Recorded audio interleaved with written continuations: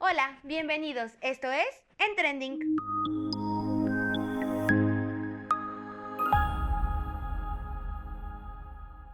Desde el 28 de junio de 1969 se celebra el Día Internacional del Orgullo LGBT, día que marcó el inicio de la liberación homosexual. Y porque la diversidad sexual es muy amplia, hoy dedicamos este programa para hablar sobre ella.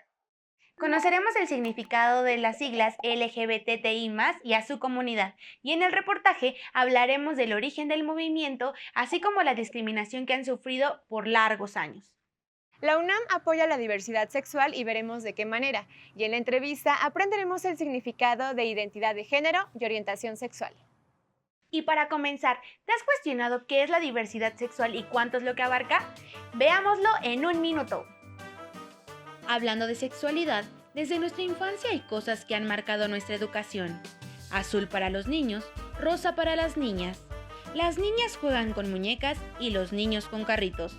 Los hombres no lloran, aguántense. ¿Esto es real? Así como hay muchos colores, sabores y personas, existe el amor, el deseo y el placer, y este es universal. No es blanco o negro, es un arco iris, es diversidad sexual.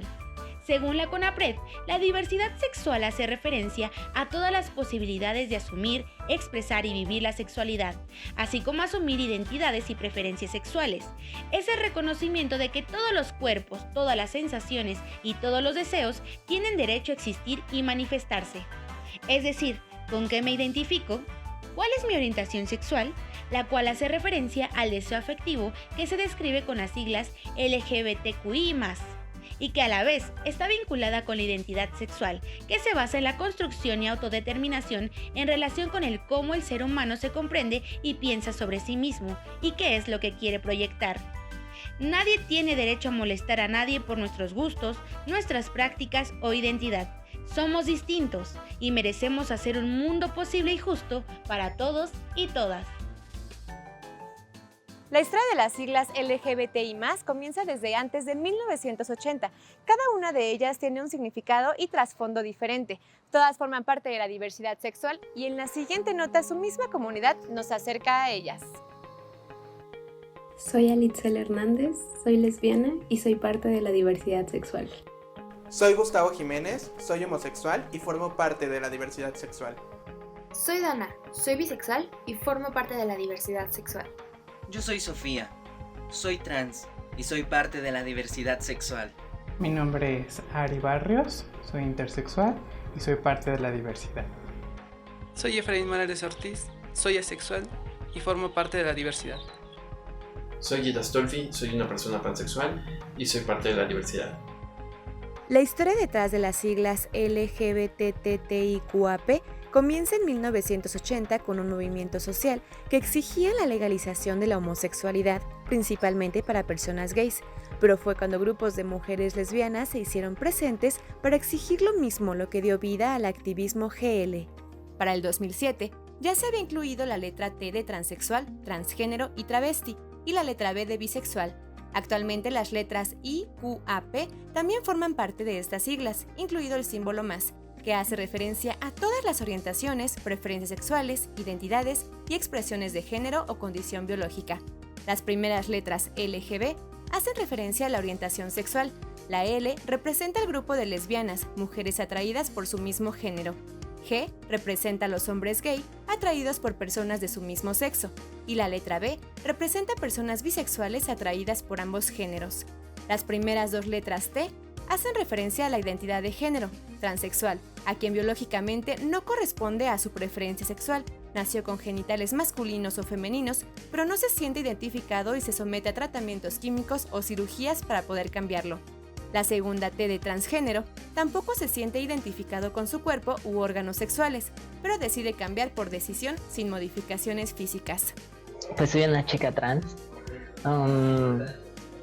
transgénero, en este proceso de transformación, de cambio y todo. Realmente tampoco considero que está bien estar llamando como todo el tiempo, es que soy una chica trans, ¿sabes? Es como, ¿sabes? Solo es como, ¿sabes qué? Soy mujer y listo. Yo soy la persona que soy la mujer que soy, independientemente de mis gustos, del cómo me vista, del cómo me quiera aportar, del qué quiera hacer, cómo quiera, yo qué sé, ¿no? O sea, como cualquier mujer, ¿no? Ser trans, encuentras estas maneras y que hagas las cosas que te gusten y no que te gusten las cosas que pues te obligan a hacer.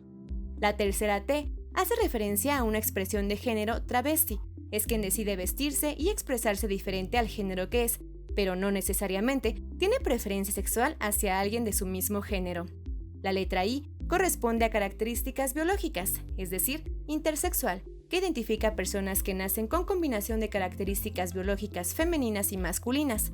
La Q representa a personas queer, que no se identifican con el género que tienen, pero tampoco con el género contrario. Rechazan las etiquetas y el tipo de orientación. Ellos transitan entre la identidad, la expresión y la orientación sexual. La letra A es una persona asexual, quien no siente atracción sexual por ningún género, ya sea masculino o femenino. Finalmente, otra letra que ha sido incluida en la comunidad es la P de pansexual. Esto incluye no siendo este una prioridad, es una atracción estética, amorosa o sexual. O sea, sé que es muy fácil el decir, sale del closet y atrévete y todo, pero creo que lo mejor que puedes hacer es buscar redes de apoyo. O sea, creo que es más fácil si desde tu familia te apoya hasta tus amigos, y así es como puedes ser más libre, ¿sabes? Pues no necesitas más que apoyo, porque con el apoyo te lo juro que tu vida es totalmente más sana y más fácil. No hay una sola forma de ser lesbiana, no hay una sola forma de ser gay, no hay una sola forma de ser trans, no hay una sola forma de ser bisexual, asexual, intersexual. O sea, como que te haces a la idea de que no, pues la gente es así y ya, pero cuando entiendes la diversidad, cuando entiendes que existe la pluralidad en las personas, hasta se te hace, bueno, o por lo menos en lo particular a mí se me hace hermoso, se me hace que eso es lo que deberíamos entender como vida, como expresión, como identidad. O sea, necesitamos entender que hay millones de maneras de ser allá afuera, ¿no? Históricamente, la comunidad LGBT ha sufrido de discriminación, de rechazo y de crímenes de odio. A partir de ello, han alzado la voz, aun cuando parezca que el mundo está en su contra. Nadie en el reportaje nos cuenta sobre el origen del movimiento. Hace muchos siglos atrás, la sodomía, es decir, las prácticas sexuales entre personas del mismo sexo, eran delitos tan graves como la brujería y la herejía. Su abolición llegó con la Revolución Francesa, cuando un espíritu de libertad, conocimiento y fe en el progreso humano se estableció en Francia, Inglaterra y Alemania. El primer movimiento a favor de los derechos homosexuales y transexuales sucedió en Alemania. Desde 1897 hasta el régimen nazi se formaron las primeras organizaciones civiles, como el Comité Científico Humanitario, la Comunidad de los Propios y la Asociación de la Amistad Alemana. Con la llegada del partido nazi de Adolfo Hitler, todo cambió. Los homosexuales fueron considerados seres inferiores con un defecto genético. En el caso de las lesbianas, eran perseguidas y llevadas a prostíbulos. En los campos de concentración, los identificaban con un triángulo rosa invertido. Lo mismo sucedió en la Italia fascista y en la dictadura de Franco en España. La lucha por los derechos de esta comunidad tuvo otra oportunidad a mediados del siglo XX, en el marco de la revolución sexual, la contracultura y los movimientos estudiantiles y feministas. En 1969, Estados Unidos fue el escenario de la redada policíaca en Stonewall. Eso desató el movimiento de liberación LGBT. Stonewall, ¿qué significa? El hartazgo. Significa tomar la dignidad y dar un hasta aquí. La gente explotó. Y explotó de tal manera que cuando se estaban llevando a una cantante lesbiana, aparte afrodescendiente, esta cantante gritó y les dijo, van a dejar que me lleven. Y esto animó a que la población entera se volcara y sitiara por 3 días y 3 noches a la policía de Nueva York. los grupos que ahora denominamos antiderechos, que son por lo general de la derecha, utilizaron esta idea para decir que era el castigo al pecado de sodomía.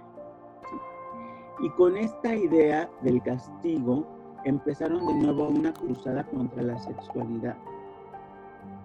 Y esto nos llevó a perder a muchas personas muy importantes en la cultura LGBT.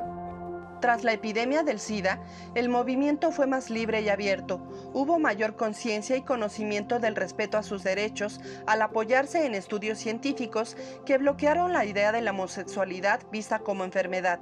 La Organización Mundial de la Salud la eliminó de la lista de enfermedades en 1990. A finales del siglo XX y principios del XXI, en la mayoría de los países occidentales se notaba un movimiento más unificado. Así surgieron muchas organizaciones civiles que influyeron en las políticas públicas de cada país, y a pesar de la estigmatización social constante, se lograron importantes avances que están vigentes, como la aceptación de las sociedades de convivencia, las leyes que permiten el matrimonio entre personas del mismo sexo, el derecho a la seguridad social y la posibilidad de adopción para formar una familia. 6 de cada 10 personas reportan discriminación por su orientación sexual. Además de sufrir agresiones, acoso, se les niegan derechos laborales y no tienen las mismas oportunidades. De esto nos habla Viri en la siguiente nota. O sea, cualquier persona que es diferente es señalada. Entonces también existe como ese miedo, ¿no? De saber inminentemente que eres diferente, pero no poder decirlo porque no hay un espacio para ti. El salir del closet tú con tus amigos, con tu familia, y también el asumirte, o sea, el ponerte la etiqueta de lesbiana y afrontarlas, o sea, cualquier consecuencia que venga, ¿no? Porque después de ahí hay otras cosas. Ana Karenina es ilustradora y defensora de los derechos de la comunidad LGBTI+. En sus dibujos ha expuesto su lucha frente a una sociedad que la ha juzgado y discriminado debido a su orientación sexual. Como ella, muchas personas combaten día a día el rechazo y la exclusión que en ocasiones aparece dentro de su mismo núcleo familiar. Sabemos que la familia sigue siendo uno de los principales espacios donde existe discriminación por orientación sexual, por identidad de género, por expresión de género. Entonces, digamos que este primer núcleo, que es quien nos debería ayudar mucho más a afrontar este tipo de situaciones, muchas veces es la primera barrera para que logremos aceptarnos y ser felices. Otros casos de exclusión se dan dentro de las instituciones educativas. Muchos jóvenes se ven obligados a abandonar sus estudios debido a las burlas y acoso al que se enfrentan. En términos laborales, la orientación sexual de una persona reduce las posibilidades de su contratación. Y en el sector salud, a muchos no se les permite la afiliación en las principales instituciones públicas. Resultado de estas violencias, de este proceso de exclusión y de discriminación, muchas personas terminan autoexcluyéndose. ¿Qué quiero decir con esto? Que para evitar vivir esas violencias, ese proceso de discriminación en la atención médica, por ejemplo, deciden no ir incluso aun cuando estén enfrentando alguna situación de salud, y evidentemente eso constituye un riesgo. Pero el estigma social en contra del colectivo va mucho más allá. México es el segundo país en América Latina con mayor índice de crímenes por homofobia, siendo las mujeres transgénero las más violentadas. Hace unos días fue encontrado el cuerpo sin vida de la doctora Elizabeth Montaño, uno de los tantos homicidios que se han cometido contra la comunidad. México aparece dentro de las ciudades de nuestro país en donde más crímenes de odio se reportan. Incluso se habla de que en general las personas siguen evitando, y no es un número menor, estamos hablando de casi un 80% de personas que refieren no expresar abiertamente sus afectos en la vía pública o en escenarios externos por temor precisamente a ser agredidos o agredidas. Entender que todos somos diferentes, con gustos e intereses personales, podría ser el camino hacia el respeto entre las personas sin importar su género u orientación sexual. Por desgracia, el rechazo a la comunidad LGBTI+, sigue siendo hoy una realidad constante.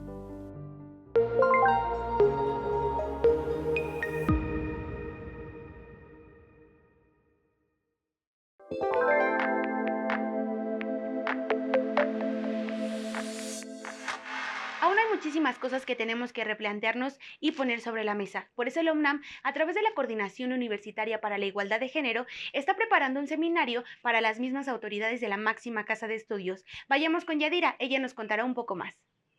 Cuando nos referimos al término igualdad de género, normalmente pensamos que hace referencia únicamente a las mujeres de naturaleza biológica, pero en un sentido más amplio, también incluye a las personas cuya orientación sexual está encaminada a las conductas femeninas. Las personas que forman parte de la comunidad LGBTI y más también son víctimas de la violencia de género, que van desde discriminación en ámbitos laborales, profesionales y académicos, hasta ser víctimas de homicidio tan solo por ser de un género distinto a su condición biológica. Para lograr la igualdad entre los géneros, se debe comprender que la diversidad sexual engloba muchas gamas de roles, gustos y enfoques merecedores del mismo respeto que cualquier otra persona heterosexual. Atacar este tipo de problemáticas implica tomar acciones desde las directivas de las instituciones. Por ello, aún en el confinamiento, la Coordinación Universitaria para la Igualdad de Género de la UNAM sigue trabajando en asuntos de perspectiva de género, impartiendo un seminario para autoridades de todas las entidades y dependencias de la universidad, como lo son facultades, escuelas, institutos, centros de investigación y bachillerato. El seminario Políticas Universitarias para la Igualdad de Género se imparte durante el mes de junio en 6 sesiones transmitidas por YouTube en el canal Igualdad de Género UNAM, donde también se incluyen obras de teatro, comunicados, conferencias y demás actividades referentes a la perspectiva e igualdad de género. Algunos objetivos del seminario están enfocados en difundir los conceptos básicos sobre igualdad de género en el contexto mexicano y latinoamericano, partiendo de la idea de reconocerlo como un derecho humano. La prevención de la violencia por razones de género y, por supuesto, la creación de diseños y programas de políticas y acciones directas que puedan combatir este tipo de problemáticas en la UNAM para lograr que sea un lugar igualitario que promueva el respeto a las diversidades y, sobre todo, un espacio libre de violencia machista. El género se configura como un conjunto de normas, ideas, comportamientos y funciones sociales que son apropiadas para cada persona. Pero hay que aclarar que el género tiene identidad y expresión, conceptos distintos a la orientación sexual. Para entender estas diferencias, la doctora Lucía Siquia, investigadora del Centro de Investigaciones y Estudios de Género de la UNAM, nos explica. ¿Qué es a lo que hacemos referencia cuando decimos esta palabra de género? El género es o son los atributos sociales fundados sobre los sexos, es decir, sobre la idea de genitalidad. Entonces, cuando decimos género, lo que hacemos es crear una distancia en lo que sería un determinismo biológico sobre el cual se justifican los roles sociales jerarquizados, ¿no? Pero repito, el concepto en sí de género tiene un origen que es normativo, porque está haciendo una apología a una determinación psicológica, ¿no? Siempre al determinismo. Lo que el feminismo va a plantear de relevante es que el género no está determinado, es una construcción social y está normada por los estereotipos.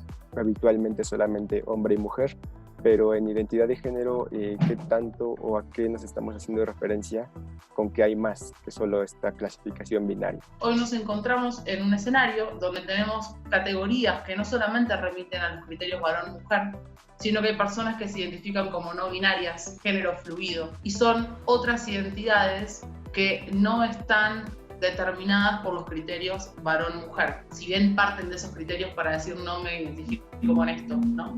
Estamos abriendo posibilidad a otras identidades. Y dentro de la identidad de género varón-mujer tenemos varones y mujeres cis y varones y mujeres trans. ¿Qué quiere decir?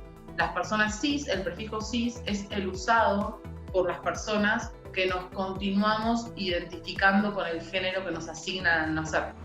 Es decir, yo me identifico como mujer cis, me interpretaron una genitalidad vagina y sobre esa genitalidad al mismo tiempo se me atribuye un género que es mujer. me sigo identificando con ese género, entonces soy cis. Las personas trans hacen mención justamente o remiten a personas que no se continuaron identificando con el género que se le impuso al nacer. ¿Nos podría hablar de esta cuestión de la expresión de género? Que expresión de género no tiene que ver solo con la identidad de género. Lo que quiere decir esto es que, como vos decís, la expresión de género tiene que ver el estilo de una persona en vestir, en el peinarse, las formas gestuales, patrones de conducta, el caminar, el habla, y que no necesariamente tienen que adaptarse estereotípicamente a la identidad de género. Por ejemplo, yo me identifico identidad de género mujer, y por ahí mi expresión de género no es lo que se espera por ser mujer, ¿no? Una cuestión femenina. Quizás yo me identifico mujer y mi expresión de género es bastante ambigua. Puedo no usar tacos en general, tengo el pelo corto, que lo asociamos a lo masculino. En términos de comportamiento, puedo variar. Entonces, esa es la expresión de género. También está la cuestión de la orientación, que es también otro concepto diferente a estos. La orientación sexual tiene que ver con mi objeto de deseo. Es decir, en la medida que yo te diga a vos que soy mujer o varón, o persona no fluida, o persona no binaria, no te dice nada acerca de mi deseo sexual. Son dos cosas diferentes. Yo me identifico como mujer cis, mi expresión de género no responde al estereotipo femenino necesariamente, y mi orientación sexual es identificarme como lesbiana. ¿Qué quiere decir? Que me gustan las mujeres, y no tiene nada que ver con mi identidad de género, ni con mi orientación sexual, ni con mi expresión de género, digo. Y eso es importante también especificarlo, porque si no se crea un mito donde también se solapa identidad de género con orientación sexual, y después nos encontramos con que, por ejemplo, no puede haber mujeres trans lesbianas. ¿Por qué? Porque si una persona transicionó para ser mujer, parece que lo hizo por el deseo heterosexual y le tienen que gustar los varones. No, la identidad de género no tiene que ver con mi orientación sexual. ¿Cómo lograr que haya una educación integral? El comienzo es empezar a revisar qué entendemos por salud sexual y reproductiva, porque siempre termina siendo reproductiva la salud, ¿no? En pos también de una sociedad que es heteronormativa. ¿Qué quiere decir? Que como norma nos impone la heterosexualidad y a las mujeres cis la reproducción como destino biológico. Y pareciera que el placer sexual queda subsumido en ese mandato de reproducción. Entonces, cuando decimos salud sexual y reproductiva, tenemos que revalorizar la salud sexual. Y por salud sexual, entonces, tenemos que entender que es una forma de cuidarnos entre todas las personas, todas las identidades de género, que implican expresiones de género diversas, y las orientaciones sexuales de esas identidades. Detrás del origen del movimiento LGBT en México hay muchas historias que contar. Por ejemplo, la relación que tiene el número 41 con la homosexualidad. Esto por un acontecimiento que sucedió durante la época del Porfiriato. Datos como este en la segunda parte del reportaje que nos trae Nadia. La historia del movimiento LGBT en México dio inicio con una noticia que se publicó en los diarios de la época porfiriana. En 1910, en una casa de la calle de La Paz, en la Ciudad de México, la policía arrestó a un grupo de 41 hombres que atentaban contra la moralidad por tener relaciones entre ellos y vestir ropa de mujer. Se tomó una ley que era contra la moral y las buenas costumbres. Le presentan a don Porfirio Díaz una lista de 42 invertidos, afeminados y sodomitas que estaban en esa fiesta. El boom de la liberación y la salida del closet se dio en los años 60 y 70. Así se creó el movimiento de liberación homosexual, el movimiento lésbico gay y algunas organizaciones como el Frente Homosexual de Acción Revolucionaria, Grupo Lambda y Hoy Cabet. La primera marcha del orgullo gay se celebró en junio de 1979. En 1987 surgió la Semana Cultural Lésbico Gay en la UNAM. La UNAM fue punta de lanza, fue vanguardia, fue el primer espacio público que se atrevió a albergar una actividad LGBTI abierta para todas las personas. En materia de derechos civiles, importantes logros se dieron desde principios del siglo XXI, cuando se creó la Ley Nacional contra la Discriminación en 2003, que prohíbe la discriminación por orientación sexual. En 2007 se promulgó la Ley de Sociedades de Convivencia y en 2010 se legalizó el matrimonio igualitario en la Ciudad de México. En el mismo año que avanza la Ciudad de México, avanza el estado de Coahuila en reconocimiento de matrimonio igualitario. Ahora, este mismo año, 17 de mayo, pudieron avanzar San Luis Potosí, el estado de Colima, el estado de Baja California Sur. Ya existe la ley de identidad de género, que también está, donde una persona puede asignarse el género con el que se siente a gusto. Se trata de una reforma al Código Civil que se aprobó entre 2014 y 2015, la cual establece que una persona puede tener un cambio de identidad de género y tiene el derecho de recibir una asesoría jurídica. Esta reforma también ha podido avanzar en Oaxaca. La población trans sigue siendo muy golpeada, no les dan trabajo. Uno de los principales problemas que tienen es la falta de empleos por su condición de transexuales. Si logramos que la sociedad respete la diferencia por orientación sexual o por identidad de género, es muy sencillo. Entonces respetemos las diferencias políticas, las diferencias ideológicas, las diferencias religiosas, las diferencias raciales. Aún queda un camino largo por recorrer en la lucha por la diversidad sexual. La historia demuestra que es importante generar un cambio de chip en la sociedad mexicana para avanzar a un estado más justo y pacífico. Es al interior de las familias y en la educación donde está la clave para la transformación, sin temor a las diferencias y con el único objetivo de hacer comunidad.